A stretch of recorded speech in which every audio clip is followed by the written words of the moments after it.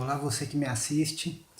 Eu estou aqui para iniciar um estudo que eu fiz recentemente sobre o Buda Carita. Infelizmente, no Brasil eu não achei nenhuma versão em português. Eu só achei essa versão aqui que está em espanhol. O Buda Carita, para quem não conhece, é o livro dos ensinos de Buda.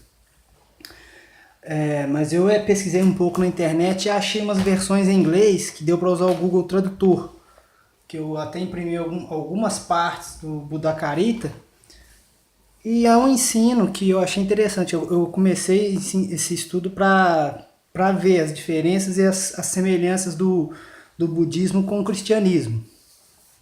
E eu gostei muito. Sinceramente, eu não conhecia a doutrina. Eu primeiro vi um documentário, não é bem um documentário, são trechos de um filme chamado Pequeno Buda, que tem até aquele ator Keanu Reeves como o personagem do Siddhartha Gautama. E eu gostei bem da história. Também eu vi um documentário falando sobre o livro dos mortos, livro dos mortos tibetano, que é um assunto que tem conexão com aquele livro com o livro não, com aquelas histórias de EQM, que eu gosto bastante. E o que eu achei interessante da história do Siddhartha Gautama? Para quem não conhece, o Buda Carita é a primeira biografia do Siddhartha Gautama, o fundador do budismo, como doutrina, né? Então eu achei interessante porque ele era um homem que tinha ali certas riquezas, uma certa vida confortável, mas mesmo dentro dessa vida confortável, ele acabou se deparando com os grandes males da humanidade, que é doença, velhice, doença e morte, quando ele saiu para fazer uma excursão fora do palácio. Segundo o Buda Carita, o pai dele, que era um rei muito zeloso pelo filho, e já havia recebido uma profecia que o filho abandonaria a vida no palácio para se tornar um asceta, que é uma pessoa que busca simplesmente as coisas da espiritualidade. O pai dele fez todo um trajeto só com coisas bonitas, mas não adiantou muito não. Segundo o texto, logo no primeiro dia, porque ele chegou a fazer 3 excursões, logo no primeiro dia ele se deparou com um homem velho. E ele chegou a perguntar, isso está num livro traduzido que eu peguei em inglês e traduzi para o português através do Google Tradutor, é o livro 14. Não, livro 14 não, desculpa, perdão. Livro 3. O livro 3, a cópia está bem aqui, sobre a velhice, a doença e a morte, é isso mesmo. E ele chega a perguntar para o servo dele, né, se aquilo era um estado natural do corpo daquele homem ou se era alguma deformidade produzida pela natureza, porque até então ele nunca tinha visto a velhice. E o servo dele explica, né, falou que tal qual uma criança, todos iriam um dia perder a força, o vigor e envelhecer e terminar a sua vida daquele jeito, né, com rugas, com fraqueza, porque a velhice levava toda a força da juventude embora. E aquilo chateou muito ele. Mas mais para frente ele depara com a doença e a morte, é aí que ele realmente ele sente que a vida não tem sentido se fosse simplesmente aquilo. E ele decide sair do palácio. E segundo o Buda Carita, quando ele saiu do palácio, ele foi, entre aspas, ajudado por forças, digamos, divinas, porque o seu rei teria mandado vigiá-lo e impedi-lo se ele tentasse fugir. Mas uma névoa fez com que todos ali apagassem. Isso dá para entender bastante aqui, se você tiver paciência para ler. Nesse Buda Carita aqui, tá em espanhol, mas você consegue entender. Eu sugiro você ver o documentário primeiro, ou o filme Pequeno Buda, e depois dar uma lida, igual eu fiz, para poder entender um pouco sobre essa doutrina, que é muito bacana. Mas enfim, quando ele sai da vida do palácio, ele vai viver nas florestas. No documentário ele até acha ali, depois de um tempo, a filosofia do meio, que é o equilíbrio. No Buda Carita eu acho que eu pulei essa parte, eu não consegui ler porque eu li em espanhol, não consegui ver essa parte onde ele descobre que o caminho do meio é o certo. No filme é bem explicado e faz sentido mesmo. Mas enfim, ele fica 7 anos. Fica 7 anos na floresta meditando, até ele atingir a iluminação. O que foi a iluminação? Segundo o Buda Carita, quando ele chegou a ser confrontado, essa eu acho que é uma das partes mais interessantes do Buda Carita. que eu esqueci também de comentar, foi escrito por um homem chamado Avogash. Eu não sei se é bem assim que se pronuncia, não. Mas no momento desse confronto, ele foi confrontado por um exército de um espírito maligno chamado Mara. Esse exército é descrito, segundo os textos, eu vou mostrar aqui, como uma horda de seres bem, eu identifico bem demoníacos, né? Porque eles tinham corpos de ser humano, mas rosto de bode, de elefante, de cachorro, de vários animais. Eles faziam muito barulho, provocavam tempestades aqui. O capítulo, na versão que eu tirei da internet, que eu usei o Google Tradutor, chama-se, é o livro, dá pra ver? Livro 13. Deixa eu ver se eu acho o texto onde aqui. É bem aqui que começa a falar mesmo, nos versos 18 e 19. Então, Mara, vou mudar aqui a visão da câmera. Acho que não tem como. Vou colocar bem aqui, ó. Deixa eu ver se dá pra ver. Então, Mara chamou atenção para o seu próprio exército, que desejam trabalhar a derrubada do santo. No caso seria o Siddhartha, que estava para virar o Buda.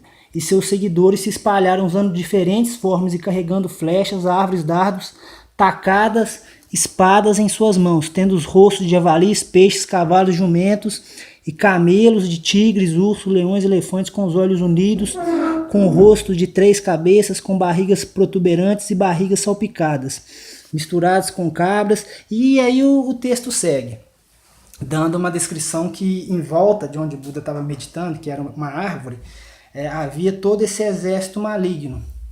E esse exército fazia muito barulho. Segundo esse mesmo capítulo, até barulhos de raios ali irromperam no meio da noite. Acredito que simplesmente para tirar a calma e o estado que o Siddhartha estava alcançando ali. Eu interpretei assim, de alcançar esses seres divinos, o entendimento do divino. Tanto é que esses seres aparecem no mesmo capítulo, quando bem no finalzinho eles tentam ferir Siddhartha, eles são impedidos, acredito, por essas forças, que apesar de desprezar Siddhartha ainda era um homem, um ser humano de carne e osso, poderia ser ferido por esses seres malignos, só não foi porque esses seres divinos aparecem ali no final e interrompem. Não que Siddhartha fracassou, não, pelo contrário, ele venceu. Tanto é que esse exército sai dali derrotado, esse exército de Mara, quando eles veem que eles não vão conseguir nada, até um conceito que eu li também no livro do Allan Kardec, né, que a gente é muitas vezes tentado pelas nossas fraquezas, e se a gente simplesmente não dá ideia para esses espíritos tentadores, esses espíritos ligados ao mal, eles simplesmente vão embora, eles abandonam, porque eles veem que não conseguem nada com as investidas malignas. E assim foi com Siddhartha. Após ele alcançar, eu até quero ver se eu vejo o trecho onde esses seres divinos, que eu identifico como está aqui, no versículo 56, eu vou dar uma lida aqui só para vocês verem a descrição. Então, isso aqui é o ser divino, tá? Que interrompeu ali no meio das chuvas e tudo mais. Então, alguns de forma invisível, mas de glória preeminente, de pé nos céus, vislumbrando o mar tão malevolente contra o vidente, dirigiu-se a ele em alta voz, imperturbável pela inimizade. Não tome em você mesmo, ó mar, essa fadiga vã, afaste sua maldade e se retire para a paz. Esse sábio não pode ser abalada, pois por mais do que a poderosa montanha, mero pelo vento. Ou seja, o sábio ele não ia abandonar o caminho, ele não sentia medo das investidas do inimigo, porque a confiança dele estava plena em Deus. E isso de acordo com o Buddha-Carita. Tem pessoas que falam, né, que no budismo não existe essa ideia de céu, de demônios e eu não concordo muito não. Lendo esse texto, eu vejo que pelo menos esse homem, o autor, o Avogash, ele tinha uma ideia bem definida, você vê que eles apresentam esses seres divinos com uma certa personalidade, com uma certa identidade. Então são seres que têm sim uma identificação com o mal, com o bem, e Buda ali buscando o lado do bem, confiante no bem, e foi até de certa forma protegido por eles. Após esse momento que Buda consegue suportar e vencer Mara, ele alcança aquilo que os budistas chamam de iluminação. ele teve todo o entendimento de tudo que já havia acontecido com ele, inclusive das outras vidas. Isso está no livro 15. No Buddhacarita que eu tenho aqui no livro, eu acho que é outro capítulo, é um capítulo mais para frente. Eu não entendi por causa de tanta diferença, sendo que eu acho que deve ser de acordo com a tradução. O livro que ele chega a encontrar a iluminação no livro que está em espanhol foi... Deixa eu dar uma conferida. Só um segundinho.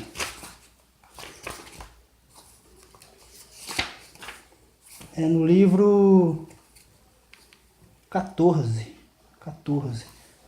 É o mesmo. É interessante, é isso mesmo. São 14 livros. Eu me enganei. Então vamos lá, vou pegar a tradução aqui em português, porque eu não quero ler em espanhol não. Eu tenho certa dificuldade com espanhol. Vamos lá. Depois de conquistar as hostes de Mara, isso é o livro 14 do Buddhacarita, já é o último capítulo do livro. Tem umas continuações que falam até a morte do Buda, mas o texto original mesmo termina só até a iluminação. Depois de conquistar as hostes de Mara pela firmeza e tranquilidade, ele, o grande mestre da meditação, se preparou para meditar, desejando conhecer o fim supremo. Isso logo após de passar a noite sendo atormentado. Vamos lá. Em tal lugar, e tendo alcançado o maior domínio em todos os tipos de meditação, ele lembrou no primeiro relógio a série contínua de todos os seus anteriores nascimentos. E em tal lugar eu era tão pelo nome, e daí passei e veio aqui. A tradução tá meio complicada porque do inglês pro português, através do Google Tradutor, nem sempre fica muito bom não, tá? E tendo lembrado, vou pular um pouco, e tendo lembrado de cada nascimento e cada morte, todas aquelas diversas transmigrações, a compaixão, então sentiu compaixão por todos os seres vivos.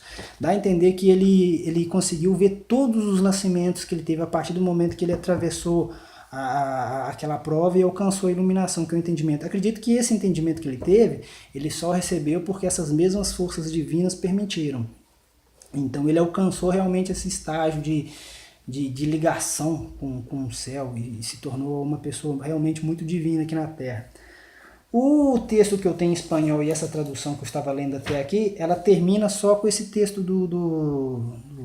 dele tendo um vislumbre muito grande do outro plano, entendendo várias coisas, entendendo muitos motivos do sofrimento. Quase todo o sofrimento está ligado ao nosso egoísmo, né? Nós queremos demais, por isso sofremos demais. À medida que a gente vai se desapegando, a gente vai deixando de sofrer. Isso fica bem claro nesse texto aqui da iluminação. Mas a biografia dele continua em outros textos, de outras tradições, né? Que eu vou continuar lendo aqui. Segundo os textos que continuam, o Siddhartha, que agora já não é mais a Siddhartha, é um Buda, que é uma pessoa divina. Houve outros Budas na história, mas eu ainda não estou muito familiarizado com o termo, não. Mais pra frente eu quero fazer um livro exclusivo só sobre o livro dos mortos tibetanos, que eu acho muito interessante. Vamos lá. Segundo um dos textos dessa tradição que dá uma certa sequência, Buda ele passa também a despertar o desejo para ensinar as pessoas aquilo que ele havia vivenciado. E é onde ele consegue após essa iluminação, ele consegue os seus discípulos, seus seguidores, e vai difundindo ali todo o conhecimento que ele tenha, aquilo que ele vai sempre procurando através mais do autoconhecimento, se ligando cada vez mais, e ele vai alcançando cada vez mais sabedoria e passando ela para frente, de modo que reis, pessoas de famílias nobres e pessoas sempre buscavam ele para ouvir a sabedoria dele. E esse desejo começou a surgir logo após que ele alcançou a iluminação, o desejo de transmitir o conhecimento para frente. Deixa eu ver se eu vejo aqui, também está no livro 14, eu quero ver só se eu vejo o texto, onde fala que ele sentia agora o desejo de passar a mensagem para frente. Eu não sei se eu vou conseguir, porque tem um tempinho que eu li, então eu peço desculpas, tá? Deixa eu ver.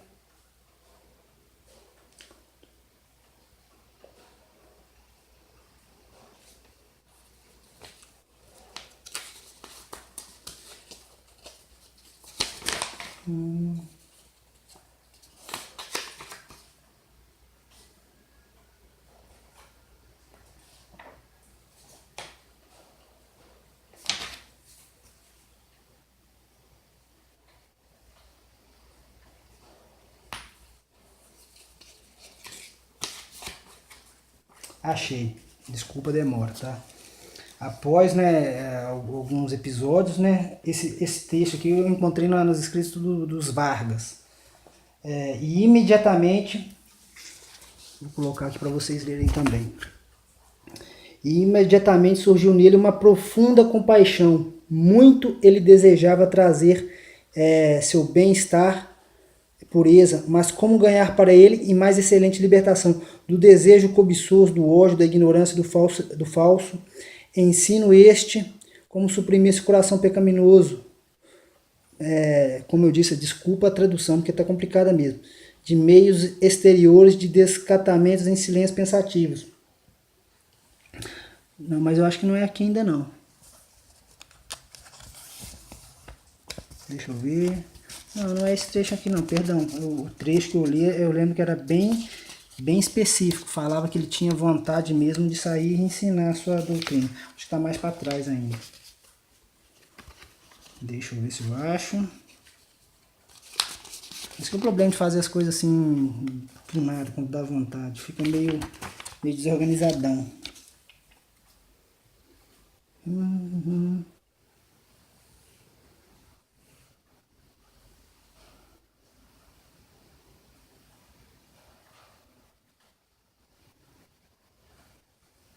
Deixa eu ver.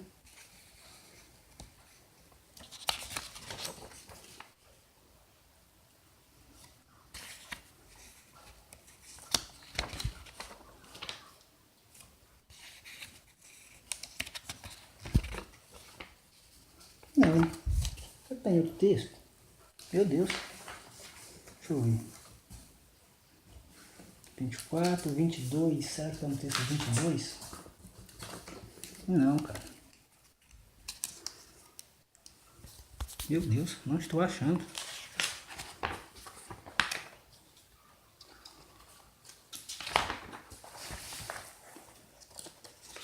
Ó, não espere, viu? Se o vídeo ficar muito longo, você pula o vídeo para a parte que eu achar. Deixa eu ver.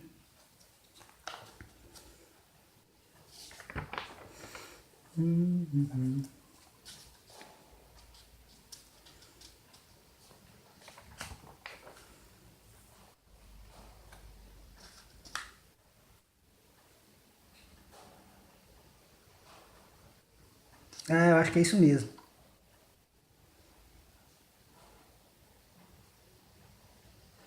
Eu acho que é isso mesmo que eu li. Eu tô viajando na maionese.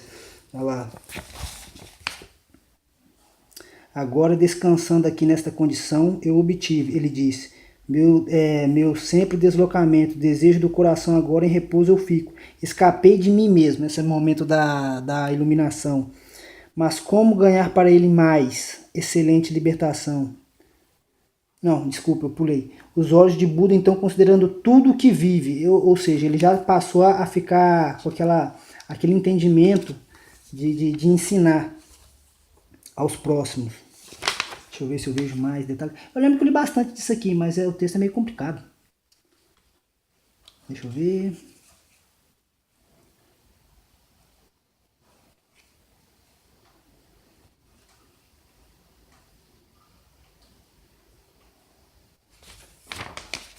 Ah, acabei. É isso mesmo. Buda, em relação ao convite de Brahma Deva, se alegrou de coração em seu design, foi fortalecido. Seu coração de piedade se alimentava em sua mente, pretendia pregar. Esse termo que eu estava caçando, é um termo bem evangélico. Pretendia pregar. No livro que eu agarrei aqui, peço perdão, é o livro 14, onde tem essa continuação. O livro 14, onde ele alcança a iluminação e tem essa parte estendida, onde ele decide sair ensinando. Aqui também no texto 22, deixa eu ver se eu vejo mais alguma coisa relacionada. Porque tem muitos textos onde ele faz alguns outros feitos. E o desejo dele era sempre continuar ensinando. Olha lá. O Senhor do mundo tendo terminado sua ampla obra de conversão, porque ele já havia conseguido muitos seguidores para o budismo, tendo terminado sua ampla obra de conversão concebida em si mesmo, um desejo de ir para o Nirvana. O Nirvana é o céu budista, pretendendo em conformidade a partir da cidade de nossa, que termo, se alguém conseguir entender, O nome dela é esse aqui, cidade de Hagirá. Ele passou para a cidade de Palinfó. Chegando lá, habitou o famoso Patim. Esses termos eu não entendo muito bem, não. Eu quis só entender mais ou menos o sentido da obra dele.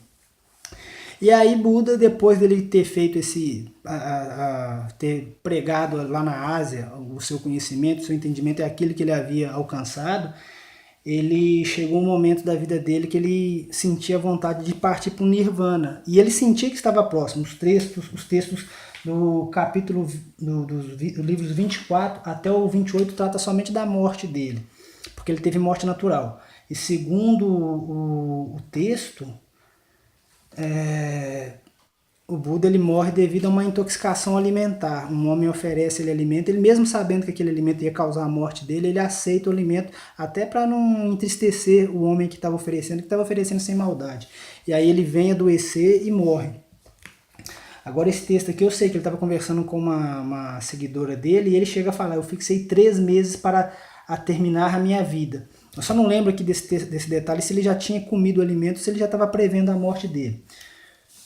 E ele morre no livro, deixa eu ver, 25 eu acho que ele não morre, no livro 26. 26, isso, bem no finalzinho dele. Depois que ele se alimenta, ele passa alguns meses, um tempo doente, e aí, não sei se meses, e aí ele falece. Bem aqui no finalzinho do livro, deixa eu ver, eu marquei. Ele morre devido a uma intoxicação alimentar.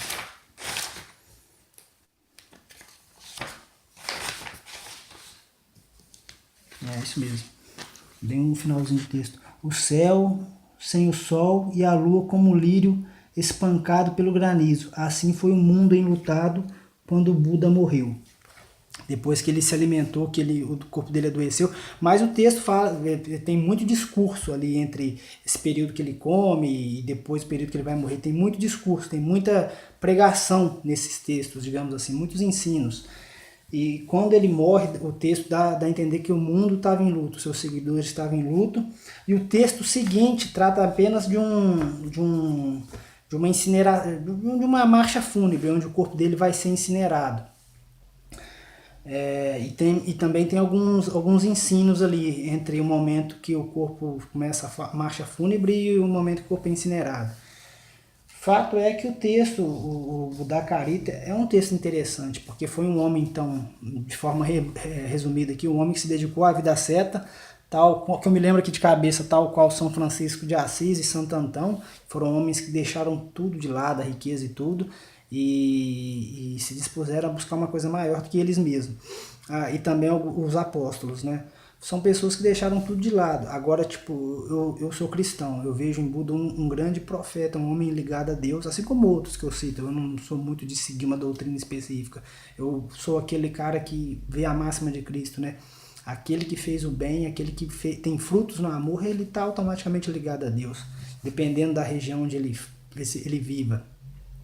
E no caso de Buda, eu vejo uma mensagem muito de paz. Até o livro dos Mortos Tibetanos, que foi uma obra escrita lá na Idade Média, se eu não me engano, bem depois, né, o budismo já estava bem difundido, ela tem realmente muita conexão também com o plano espiritual.